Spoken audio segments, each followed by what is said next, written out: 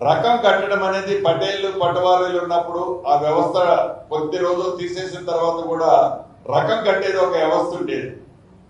అదే రకంగా ఈ రకం కట్టడం వలన ఆనాటిలాగా ఎకరానికి 3 డిజిట్లో 100 రూపాయలు 200 రూపాయలు కాకుండా నామినల్ కాస్ట్ పెట్టి ఈ నామినల్ కాస్ట్ రకం రసీదు కనుక ఇచ్చినట్లయితే ఆ భూమికి సంబంధించింది ఒక భద్రత ఆ భూమిలో ఉన్న వాళ్ళకి ఒకటి కలుగుతుంది.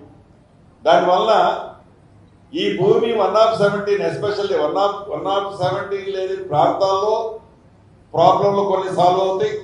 1/17 ప్రాంతంలో కూడా ఎస్పెషల్లీ ఇప్పుడు వాళ్ళకి అసలు కొన్ని ప్రాంతాలు అనేది ఏ ఆధారము లేదు, ఏ కాగితము లేదు.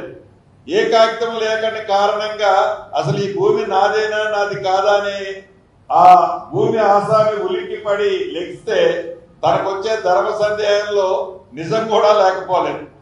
అటువంటి సంబంధించింది సాల్వ్ చేయడానికి అదొక మనం అఫీషియల్గానే చేయాలి, వెరీ నామినల్ ఛార్జ్తో అనేది ఒక కాన్సెప్ట్.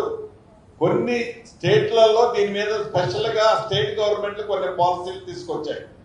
దానికి సంబంధించింది ఇప్పుడు ఇది 2 వెళ్ళి దాన్ని బయటికి రిలీజ్ చేయడం అనేది, దాన్ని ఒక కంక్లూజన్ వచ్చిన తర్వాత ఈ కమిటీ క్షుణ్ణంగా పరిశీలించిన తర్వాత దానికి సంబంధించింది కూడా విచ్ ఈజ్ బెటర్ అసెంబ్లీలో అవసరమైతే దీని మీద చర్చ పెట్టి దాన్ని అడాప్ట్ చేయాలన్నది కూడా వ్యక్తిగతంగా ప్రభుత్వ పక్షాన్ని కూడా నేను చెప్పదలుచుకున్నాను.